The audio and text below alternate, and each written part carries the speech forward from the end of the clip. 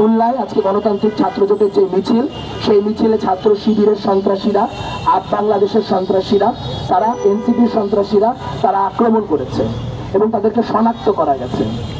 আমরা এমন একটা মুহূর্তে দাঁড়িয়ে আছি যেখানে যারা গণতান্ত্রিক শক্তি তারাও সাহস করে নিজেদের কথা বলতে পারছে না, আতঙ্কে ভুগছে।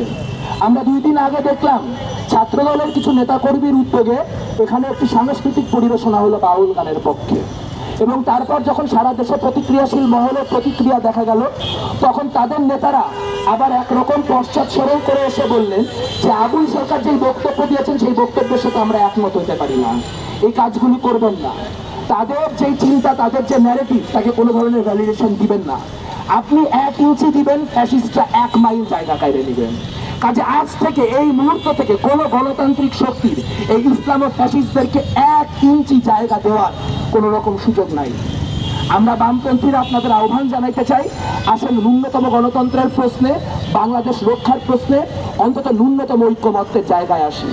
কারণ আজ যখন আমরা এখানে বক্তব্য দিচ্ছি, তখন আবুল সরকারের বিরুদ্ধে যা করা হয়েছে তার একটি বড় কারণ হচ্ছে তিনি লোকাল যে বিএনপির নেত্রী তার পক্ষে ভোট চেয়েছিলেন, কিন্তু বিএনপি তার পক্ষে দাঁড়াতে পারে নাই দেখে বিএনপির যিনি ঢাকার একজন প্রার্থী তুলি, যার ভাই কিনা গুম হয়েছিলেন এবং যিনি কিনা অসম সাহসিকতার সাথে গত 8-10 বছর অ্যাক্টিভিজম করেছেন, তার বিরুদ্ধে আজকে ধর্ম অবমাননার মামলা দেওয়া হয়েছে।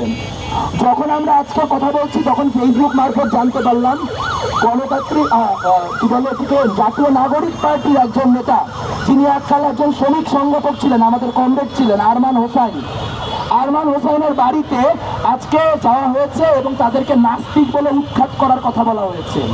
প্রসঙ্গত উল্লেখ্য, আরমান হোসাইনের পিতা একজন ইমাম।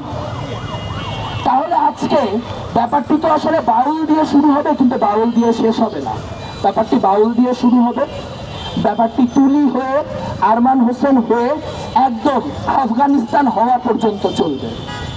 কাজেই আপনাদের যদি বাংলাদেশের গণতন্ত্রের প্রতি ন্যূনতম ভালোবাসা থাকে, বাংলাদেশকে যদি আপনারা একটা ইসলামো ফ্যাসিস্ট রাষ্ট্র হিসেবে না দেখতে চান, তাহলে আবুল সরকারের প্রতি আপনাদের কি অনুভূতি সেই সব ভুলে যায় নাগরিক অধিকারের পক্ষে দাঁড়াবে। আজ সেই ধর্মীয় ফ্যাসিবাদ মাথা চারা দিয়ে উঠেছে, তা ভয়াবহ আকৃতি ধারণ করেছে। খুলনায় যারা আজকে আক্রমণ করেছে তারা আক্রমণ করেই ক্ষান্ত হয়নি, তারা আক্রমণ করার পরে তার ভিডিও আবার নিজেরাই প্রকাশ করেছে, তারা নিজেরাই ছড়িয়েছে। এ থেকে বোঝা যায় তারা কতটা উদ্ধত, কতটা কনফিডেন্ট হয়ে উঠেছে। আমরা আজ এই মঞ্চ থেকে সোজা দাঁড়িয়ে বলতে চাই, যখন আওয়ামী লীগ আমলে আপনারা লুঙ্গির নিচে ছিলেন, তখন এই মানুষগুলা নিয়ে আমরা আওয়ামী লীগের সামনে ঢাল হয়ে দাঁড়াইছিলাম, যার কারণে বাংলাদেশের মানুষ রাস্তায় নামতে কনফিডেন্স পাইতো। মানিকগঞ্জে আবুল সরকারের 10,000-এর উপরে ভক্ত আছে।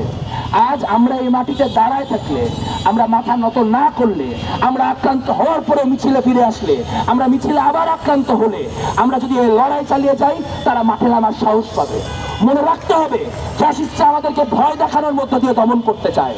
যার ভয় নাই, যে ভয়কে জয় করতে পারছে, ফ্যাসিস্টদের তার বিরুদ্ধে কোনো অস্ত্র অবশিষ্ট থাকে না। প্রতিক্রিয়াশীলরা কাগুজে বাঘ, একথা বিপ্লবী নেতা মাও জেতুং বলে গিয়েছেন।